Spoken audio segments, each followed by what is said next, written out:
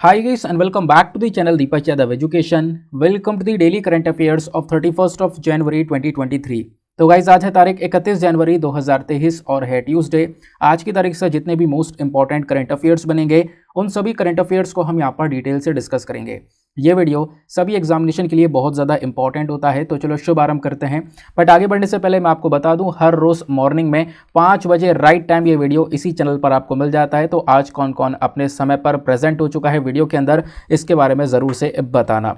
बाकी इस लेक्चर में हम लोग डेली बेसिस पर इंडियन एक्सप्रेस के ऊपर तो मेजरली फोकस करते हैं, उसके साथ साथ बहुत सारे इंपॉर्टेंट सोर्सेज जैसे पीआईबी, डाउन टू अर्थ और लाइव मिंट जैसे भी आर्टिकल्स को कवर किया जाता है।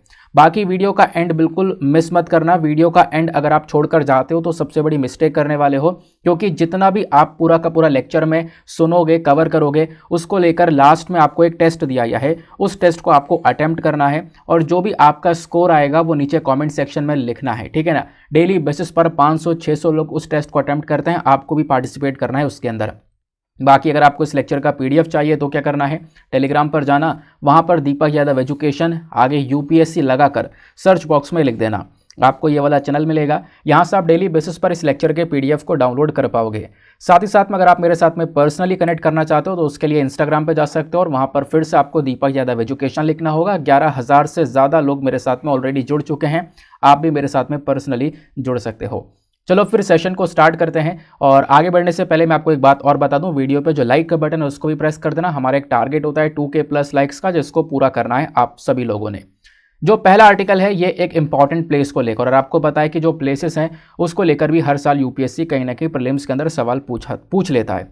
तो ये जो जगह का नाम है वो है माचू पिचू। तो ये माचू पिचू क्या है, अब इसके बारे में थोड़ा बहुत डिस्कस करेंगे। अच्छा, ये न्यूज़ में क्यों है? देखो, हर एक आर्टिकल का जो न्यूज़ होगा, यानी कि क्यों है वो चर्चा में, वो तो आपको इधर ब्लू कलर में देखने को मिलेगा। उसके बाद जितना भी स्टैटिक डेटा होगा वो सब आपको नीचे देखने को मिलेगा।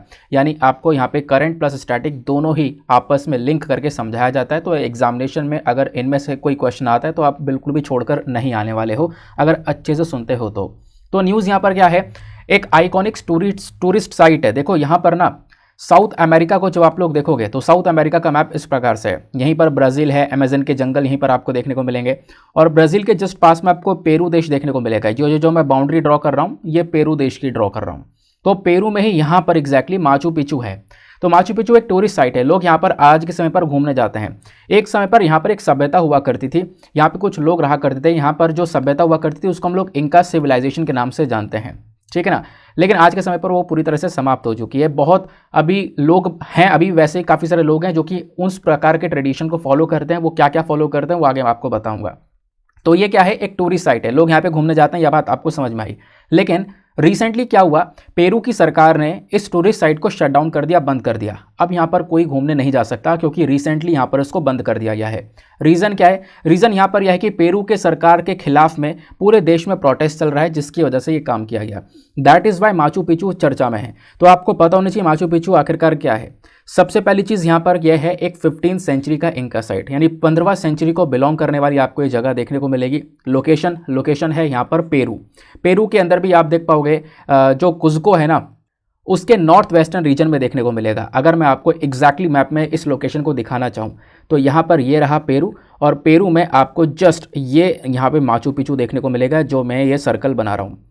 और एक बात और ध्यान रखना, पेरू काफ़ी चर्चा में है, तो इसके आसपास कौन कौन से देश हैं जो कि इसके साथ में बाउंड्रीज़ को शेयर करता है वो भी ध्यान में रखना है। तो ऊपर आ जाता है यहाँ पर इक्वाडोर, और इधर कोलंबिया एक बहुत बड़ी बाउंड्री को शेयर करता है। देन ब्राज़ील आ गया, देन इधर यहाँ पर बोलीविया यहाँ पर देखने को मिल जाएगा। अच्छा, ये नीचे कौन सा देश है ज़रा ये बताओ, बहुत सरल सा सवाल है, ये भी काफ़ी चर्चा में रहता है। नीचे कौन सा देश है जो कि यहाँ पर पेरू के साथ में बाउंड्रीज़ को शेयर कर रहा है? आगे आते हैं, ठीक है, इतनी बात क्लियर हुई। अब यहाँ पे आप देखोगे ना, जो माचू पिचू है, बोला ये जा रहा है कि इस पर्टिकुलर एरिया को बनाया गया था बहुत लंबे समय पहले ही, 15th सेंचुरी के अंदर यहाँ पर हम लोग देख पाते हैं इस एरिया को बनाया गया। और अगर टू बी प्रिसाइज लेकर चलें तो ये यहाँ पर आप कह सकते हो इंका के एक रूलर हुआ करते थे जिनका नाम था पचाकुटी इंका यूपांकी। यहाँ पर ये 9वें रूलर हुआ करते थे इंका साइड के, लगभग 1400 के आसपास की बात है। तो यहाँ पर ये रूलर थे, इन्होंने इस पर्टिकुलर पूरे साइट को एस्टेब्लिश किया था, इसको बिल्ड किया था। यहाँ पर आप देखोगे कई सारे टेम्पल्स, बहुत सारे मंदिर हैं, उसके बाद में पैलेसेस हैं, अलग अलग टेरेसेस बनाई गई हैं, मॉन्यूमेंट्स हैं, कॉम्प्लेक्सेस हैं, वॉल्स हैं, ये सारी चीज़ें यहाँ पर इस पर्टिकुलर एरिया में देखने को मिल जाती हैं। अच्छा, एरिया कैसा दिखता है? ऐसा दिखता है। पहाड़ के ऊपर यहाँ पर ये पूरा का पूरा इंका साइट आपको इस प्रकार से नज़र आएगा। यहाँ पर पूरा का पूरा सिविलाइजेशन हुआ करता था। लोग यहाँ पे घूमते हैं, आप देख पाओगे इस प्रकार से घूम रहे हैं, यहाँ पर देख रहे हैं कि किस प्रकार का सिविलाइजेशन ये था। तो यहाँ पे उस समय पर काफ़ी सारी चीज़ें अलग अलग प्रकार की बनाई गई थी। किसने बनाया था वो भी आपने समझ लिया। ये जो शहर है इसको डिवाइड किया जाता था लोअर और अपर पार्ट में। एक ऊपरी हिस्सा हुआ करता था और एक निचला हिस्सा हुआ करता था। प्लस यहाँ पे जो सभ्यता ये वाली हुआ करती थी ना, इसमें जहाँ पे लोग रह रहे होते थे इसको यहाँ पे फार्म लैंड से बिल्कुल अलग रखा करते थे। यानी कि आप देखोगे एक जगह पर खेती की जाती है और दूसरी जगह पर यहाँ पर लोग रह रहे होते हैं। इन दोनों एरियाज़ में काफ़ी बड़ा सेपरेशन होता है, दोनों एरियाज़ काफ़ी अलग होते हैं, है ना। दोनों को अलग अलग करके रखा जाता है।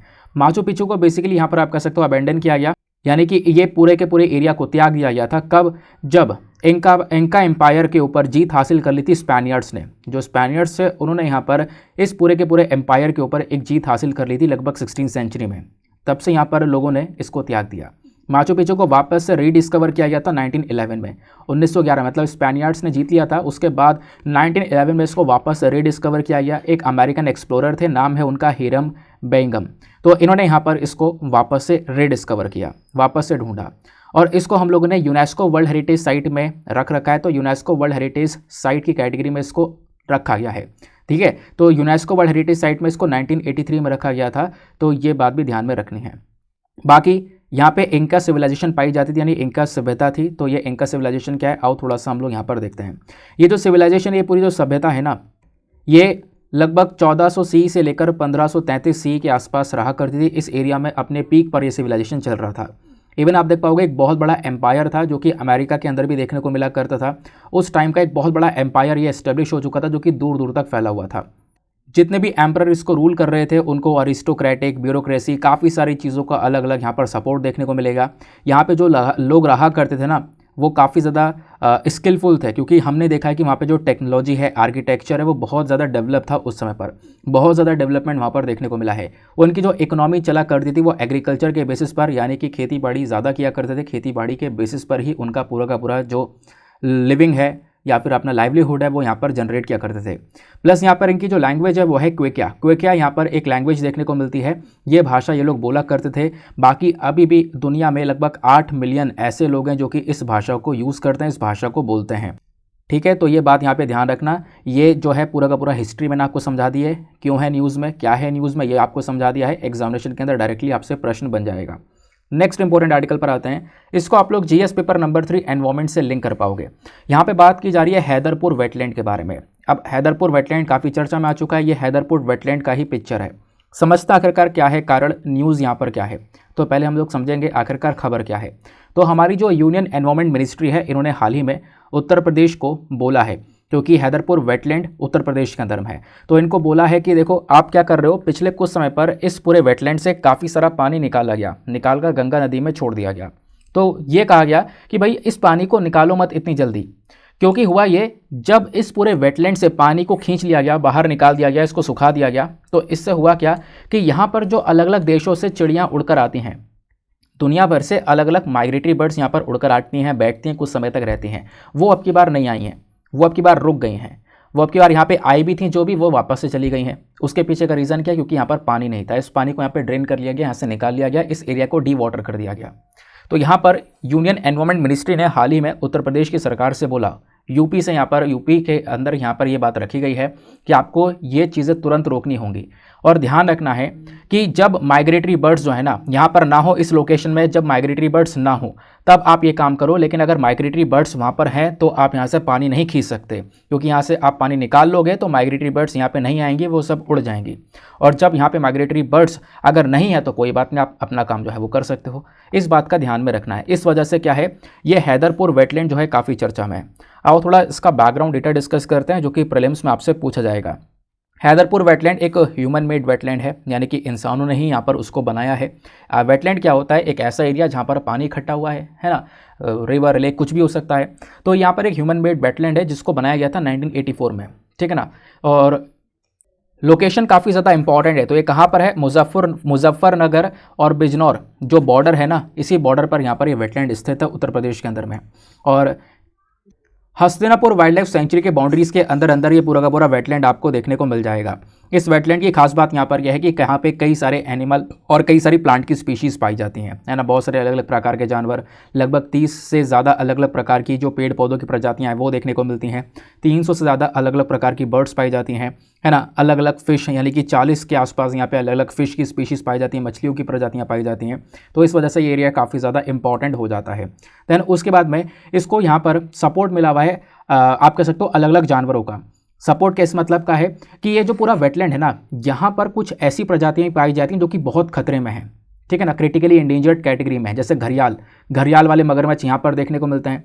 उसके बाद hoc dear, black build turn, staple eagle, Indian schemer, gold mahseer को लेकर यूपीएससी ने क्वेश्चन पूछा था। अच्छा, मैं आपसे पूछना चाहूँ, गोल्ड महासीर क्या है?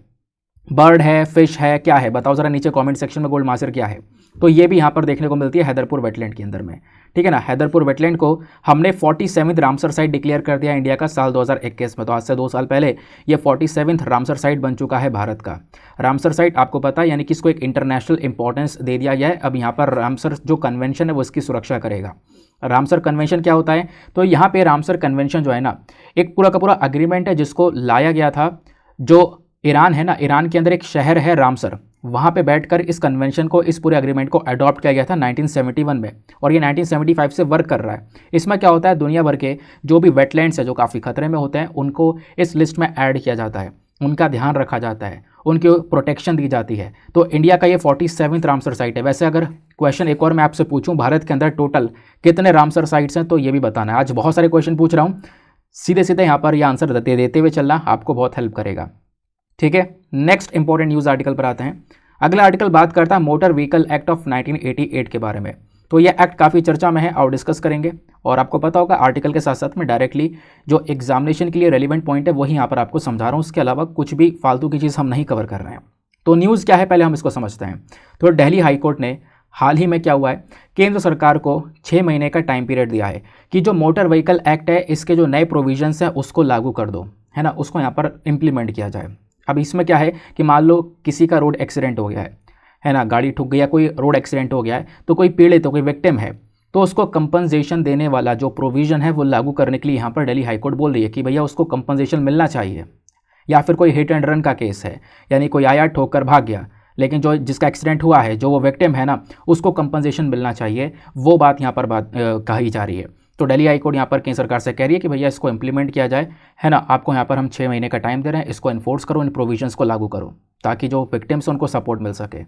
तो ये सारा काम किया जा रहा है मोटर व्हीकल एक्ट के तहत। तो क्या है मोटर व्हीकल एक्ट ऑफ 1988, अब इसको थोड़ा डिटेल से समझेंगे। देखो ये एक कॉम्प्रहेंसिव एक्ट है, मतलब बहुत डिटेल्ड एक्ट है, बहुत सारी चीज़ें इस एक्ट के अंदर बताई गई हैं। दूसरा, इससे पहले हमारे पास में ऑलरेडी एक एक्ट हुआ करता था, उसको हटाने के बाद में हम 1988 वाला एक्ट लेकर आए थे। इससे पहले मोटर व्हीकल एक्ट 1939 हुआ करता था, उसको रिप्लेस करके हम लोगों ने इस वाले एक्ट को बनाया। इस एक्ट को लागू कब किया गया था? तो 1 जुलाई 1989 में लागू किया था। हालांकि 1988 में लेकर आ गए थे, उसके अगले साल 1 जुलाई से लागू हो गया। ये एक्ट क्या करता है, हर चीज़ को कवर करने की कोशिश करता है, चाहे वो रोड ट्रांसपोर्ट व्हीकल्स हो, उससे संबंधित registration, licensing, regulation, claim, compensation, accidents, ये जितनी भी चीज़ें हैं वो सब कुछ कवर करने की कोशिश करता है मोटर व्हीकल एक्ट। इस एक्ट का काम है कि जितने भी केसेस निकल कर आते हैं मोटर एक्सीडेंट्स को लेकर, उनको भी कवर करना, उनको रेगुलेट करने का काम करना, ठीक है ना। या फिर कोई पर्सन इंजर्ड हुआ है, उसको यहाँ पर कोई चोट आई है ज़्यादा मोटर एक्सीडेंट के अंदर में, है ना, या फिर किसी व्यक्ति की मृत्यु हो गई है, तो उसको कहीं ना कहीं यहाँ पर सपोर्ट प्रोवाइड करवाना, उसको कंपनसेशन देने का काम करना, वो सब कुछ इसमें है।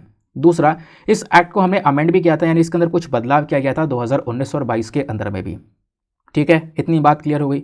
तो मोटर व्हीकल एक्ट का क्या काम है वो आप समझ गए। अब बात ये की जा रही है मोटर एक्सीडेंट क्लेम ट्रिब्यूनल के बारे में। तो ये भी एक अलग से बॉडी है जिसके बारे में आपको पता होना चाहिए। देखो इस बॉडी को भी हमने ये बनाया है इसी एक्ट के माध्यम से, जो 1988 वाला एक्ट है ना, इसी एक्ट के माध्यम से मोटर एक्सीडेंट क्लेम ट्राइब्यूनल को बनाया गया है।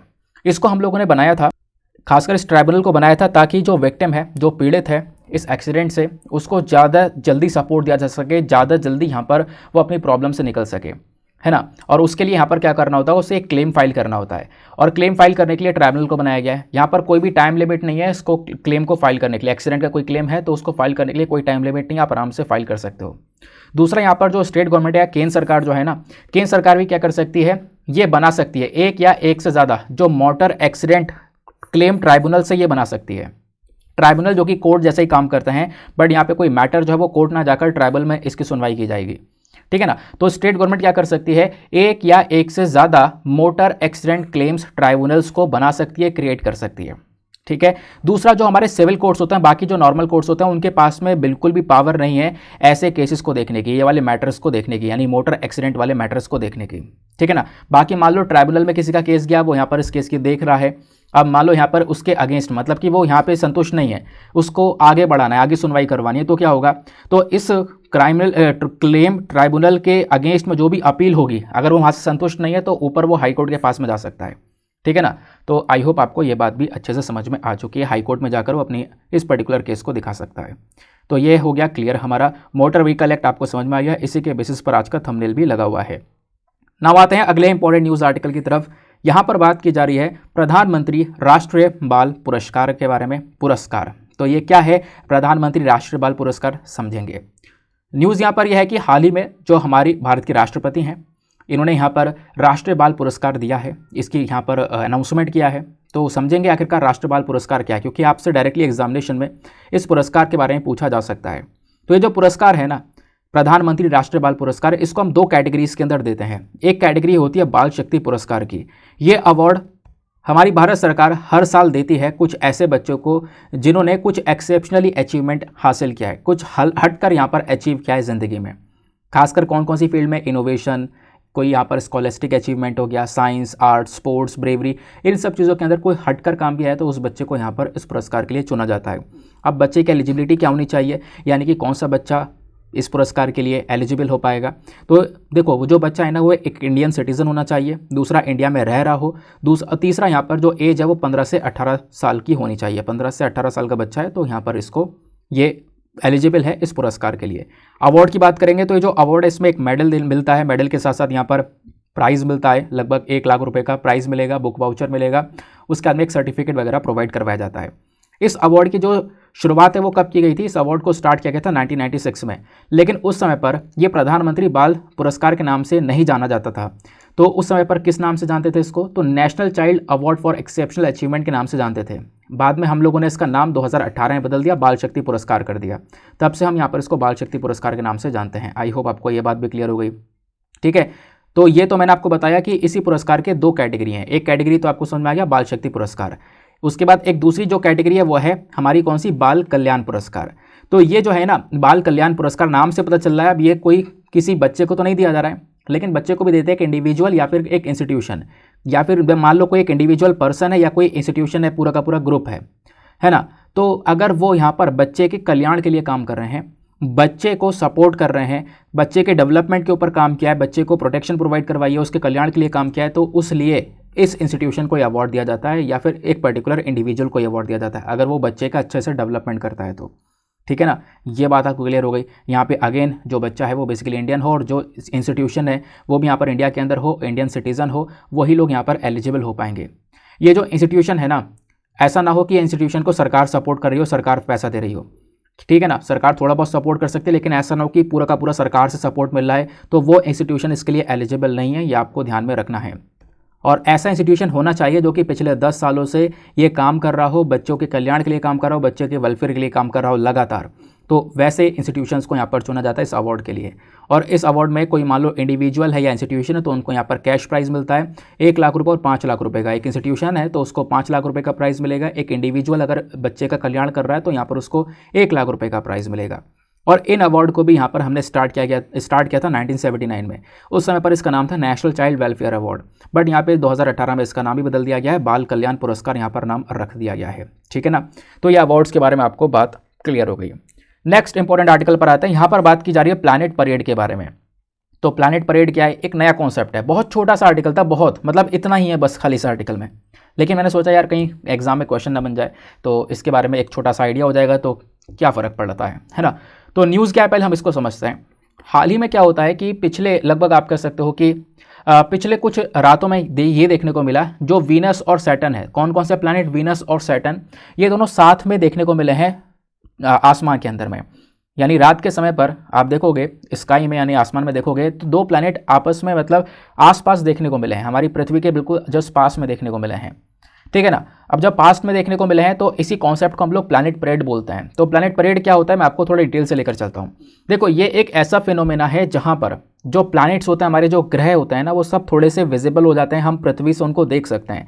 जैसा ये पिक्चर आप देख पा रहे होंगे, यहाँ से इंसान देख पा रहा है Venus, Uranus, Mars, Jupiter, Neptune, Saturn, है ना। तो यहाँ पर बोला जा रहा है, तो ये क्या होता है कि ये ऐसा फिनोमेना है जहाँ पर प्लैनेट्स को, खासकर mercury, Venus, Mars, Jupiter, Saturn visible होते हैं नेकेड आई से। आप यहाँ पर अर्थ से इन प्लैनेट्स को आराम से देख सकते हो, ठीक है ना। तो ये लाइन से प्लैनेट आपको देखने को मिल जाते हैं, लाइन से यहाँ पर देखने को मिलते हैं, आपस में बिल्कुल क्लोज नजर आते हैं। तो हम लोग बोलते हैं कि ये प्लैनेट परेड है, ये है ना, एक प्लैनेट परेड है, साथ में खड़े हुए हैं। तो इस प्रकार की बातें यहाँ पर बोली जाती हैं। हालांकि कई किलोमीटर, कई मिलियंस ऑफ किलोमीटर दूर हैं, बट कभी कभी इस प्रकार की सिचुएशन नजर आती है जब इस प्रकार से यहाँ पर हम लोग इन प्लैनेट्स को देख सकते हैं।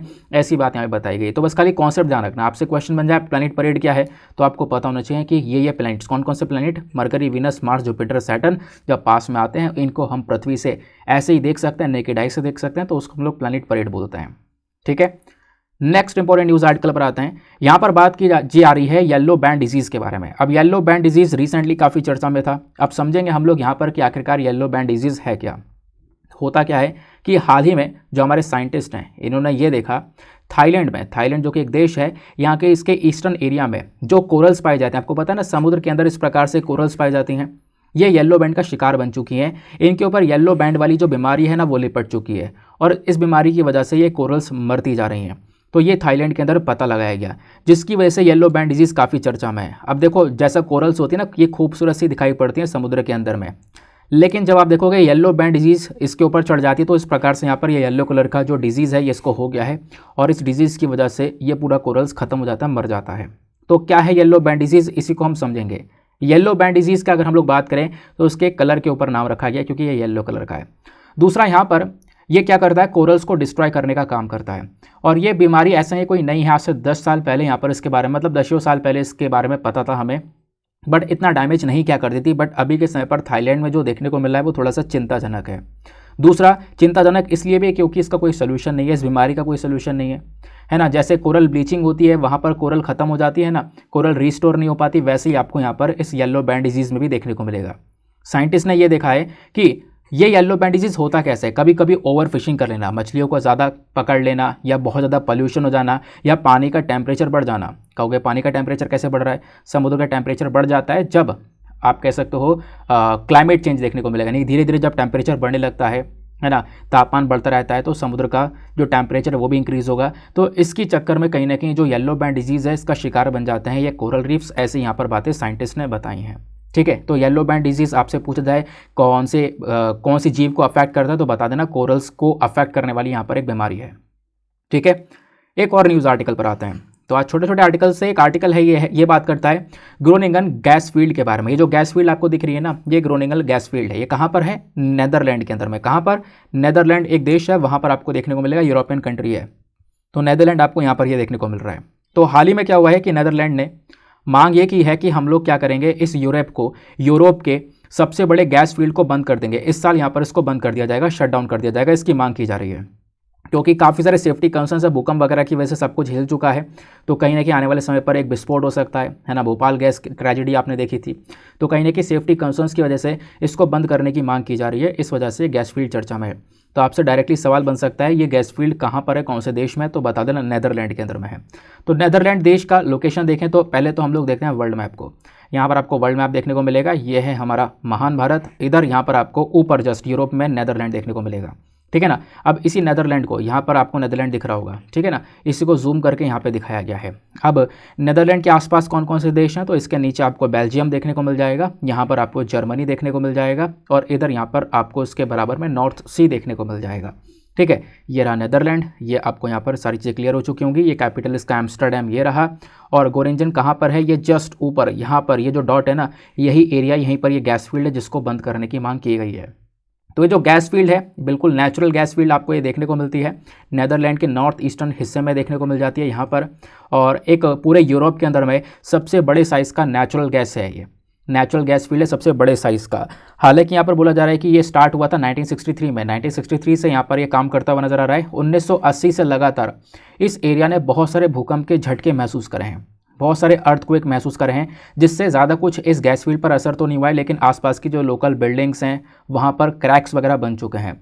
तो बोला जा रहा है कि भैया इसी चक्कर में जो डच गवर्नमेंट है उन्होंने मांग ये की है कि भैया इस फील्ड को बंद कर दिया जाए, क्योंकि आने वाले समय पर कहीं ना कहीं घटना घटित हो सकती है। तो इस चक्कर में इसको बंद कर दिया जाए तो ही ज़्यादा अच्छा है। इस वजह से यहाँ पर इस फील्ड के बारे में आपको पता होना चाहिए। चलो, आई होप आपको ये सारी चीज़ें क्लियर हो चुकी हैं। आज हमारे पास में ज़्यादा आर्टिकल नहीं थे, कम ही आर्टिकल थे, लेकिन कोई बात नहीं। अब हम लोग अपने क्वेश्चंस की प्रैक्टिस करेंगे। जितना भी कुछ आपने पूरे वीडियो के अंदर समझा है, सीखा है, अब वक्त है उस चीज़ को यहाँ पे प्रैक्टिस करना। अब आपका टेस्ट लिया जाएगा। लाइन से पहले मैं आपको सारे के सारे क्वेश्चंस बताता हुआ चलूँगा, आप उनके आंसर्स बताते हुए चलना नीचे कॉमेंट सेक्शन में। फिर लास्ट में एक साथ में सभी क्वेश्चन के आंसर बता दूंगा। तो आज का पहला क्वेश्चन बहुत सरल सा, आज के क्वेश्चन बहुत सरल हैं, आज किसी की गलती नहीं होनी चाहिए कहीं पर भी, ठीक है। चलो, पहला क्वेश्चन यहाँ पे क्या है, माचू पिचू एक यूनेस्को वर्ल्ड हेरिटेज साइट है, ये हाल ही में न्यूज़ में देखने को मिला, ये कौन से देश में है? Option A Brazil, option B Indonesia, option C Ethiopia या फिर ऑप्शन डी पेरू। बताओ कौन सा इसका सही उत्तर है, ठीक है। गलत नहीं होना चाहिए, बहुत सरल सा क्वेश्चन है। आगे आते हैं उसके बाद अगले क्वेश्चन की तरफ। जो नेक्स्ट क्वेश्चन है ये बात करता है हैदरपुर वेटलैंड के बारे में। तो हैदरपुर वेटलैंड हाल ही में न्यूज़ में देखने को मिला है, ये कौन से राज्य में देखने को मिलता है, कौन से राज्य में स्थित है? Option A Maharashtra, option B Uttar Pradesh, option C west Bengal या फिर ऑप्शन डी ओडिशा। इसका सही आंसर दो नीचे कमेंट सेक्शन में। अगले प्रश्न की तरफ आते हैं। नेक्स्ट क्वेश्चन बात करता है motor vehicle accidental claim tribunal के बारे में। यह एक्ट के बारे में बात नहीं कर रहा, ट्राइब्यूनल के बारे में बात कर रहा है। मैंने आपको बताया था अभी थोड़ी देर पहले। तो इस ट्राइब्यूनल के रेफरेंस में आपको दो स्टेटमेंट्स दिए गए हैं, बताना है कौन सा स्टेटमेंट करेक्ट है। पहला स्टेटमेंट, जो हमारी स्टेट गवर्नमेंट है, राज्य सरकार जो होती है, वो एक या एक से ज़्यादा इस एक्सीडेंटल क्लेम ट्राइब्यूनल को बना सकती है, ठीक है ना। दूसरा स्टेटमेंट, जो अगर ये जो ट्राइब्यूनल बनाया गया है इसमें कोई केस है, इसके अगेंस्ट मतलब अपील है, मतलब कोई इससे भी संतुष्ट नहीं है, तो वो अपील हाई कोर्ट के पास में लेकर जाई जा सकती है। बताओ यहाँ पर इसके बेसिस पर कौन सा क्वेश्चन सही है, कौन सा स्टेटमेंट सही है? Option A 1 only, option B 2 only, option C दोनों सही या फिर ऑप्शन डी दोनों के दोनों गलत हैं। आगे आते हैं उसके बाद यहाँ पे हम लोग अपने अगले प्रश्न की तरफ। नेक्स्ट क्वेश्चन बात करता है ग्रोनिंगन गैस फील्ड के बारे में। तो ये जो ग्रोनिंगन गैस फील्ड है ये हाल ही में न्यूज़ में देखने को मिली है, ये कौन से देश में है? Option A Iran, option B Turkey, option C Netherland या फिर option B none of the above. तो इसका सही आंसर भी नीचे कमेंट सेक्शन में देना है, यहाँ पर भी बिल्कुल भी गलती नहीं होनी चाहिए, बहुत सरल सा क्वेश्चन है। अगले क्वेश्चन पर आते हैं। अगला क्वेश्चन बात करता है बाल कल्याण पुरस्कार को लेकर।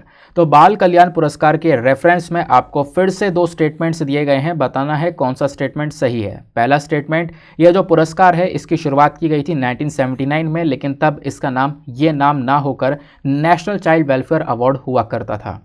दूसरा, ये बाइनल अवार्ड है, इसको नीति आयोग देता है। बताओ कौन सा स्टेटमेंट सही है?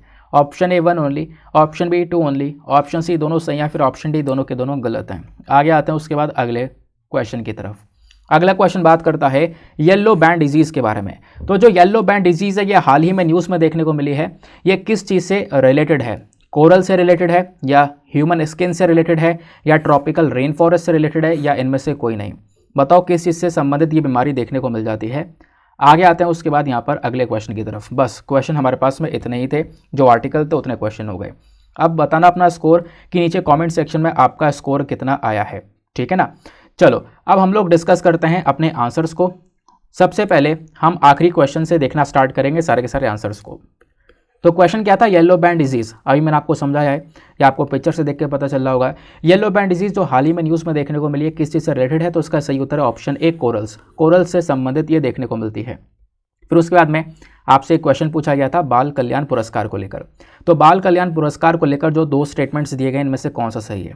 पहला सही है, दूसरा गलत है। क्या आपने पढ़ा था नीति आयोग यहाँ पर इसको लेकर आता है? ऐसा कुछ नहीं पढ़ा था। हाँ, ये ज़रूर पढ़ा था कि 1979 में इस पुरस्कार की शुरुआत की गई थी, तब यहाँ पर नेशनल चाइल्ड वेलफेयर अवार्ड इसका नाम था। अच्छा, कौन से साल में हमने ये नाम बदला है ज़रा नीचे कमेंट सेक्शन बताना। हमने इसका नाम बदलकर बाल कल्याण पुरस्कार कर दिया है। फिर उसके बाद अगले क्वेश्चन में आपसे पूछा गया था ग्रोनिंगन गैस फील्ड कहाँ पर स्थित है? तो ऑप्शन सी नेदरलैंड के अंदर स्थित है, क्योंकि इसको बंद करने की मांग की जा रही है। आगे आते हैं। फिर उसके बाद यहाँ पर बोला जा रहा है मोटर एक्सीडेंट क्लेम ट्राइब्यूनल के बारे में। तो मोटर एक्सीडेंट क्लेम ट्राइब्यूनल को लेकर आपको दो स्टेटमेंट्स दिए गए हैं, बताओ कौन सा सही है? दोनों के दोनों सही हैं। पहला, ये भी सही बात है, जो हमारी स्टेट गवर्नमेंट है, राज्य सरकार है, वो एक या एक से ज़्यादा मोटर एक्सीडेंट क्लेम ट्राइब्यूनल को बना सकती है। तो पहला स्टेटमेंट करेक्ट है। दूसरा स्टेटमेंट, जो मोटर एक्सीडेंट क्लेम ट्राइब्यूनल है ना, इसके अगेंस्ट मान लो कोई अपील आती है तो उसको हम लोग हाई कोर्ट के अंदर पहुंचा सकते हैं। हाँ बिल्कुल, यहाँ पर इसको हाई कोर्ट के बाहर रखा जा सकता है। तो ऑप्शन 2 भी हमारा सही है। तो ऑप्शन सी आपको बोथ 1 और 2 देखने को मिल जाएगा। आगे आते हैं। फिर आपसे पूछा गया हैदरपुर वेटलैंड के बारे में। तो हैदरपुर वेटलैंड कहाँ पर है, ये आपको ऑप्शन बी उत्तर प्रदेश के अंदर देखने को मिल जाता है। फिर एक और क्वेश्चन आपसे पूछा गया माचू पिच्चू को लेकर, ये कहाँ पर है, एक यूनेस्को वर्ल्ड हेरिटेज साइट है, हाल ही में न्यूज़ में देखने को मिली है। कौन से देश में है ये, तो ऑप्शन डी इसका सही उत्तर है, पेरू के अंदर ये स्थित है। तो ये था हमारा आज का पूरा का पूरा वीडियो। आई होप गाइज आप लोगों को सारी चीज़ें अच्छे से क्लियर हो चुकी होंगी, मज़ा आ चुका होगा, और सेशन को लाइक करना बिल्कुल ना भूलना। और मिलते हैं आप लोगों से अगले वीडियो में। आज के लिए bye bye, have a nice day, thank you and Jai Hind.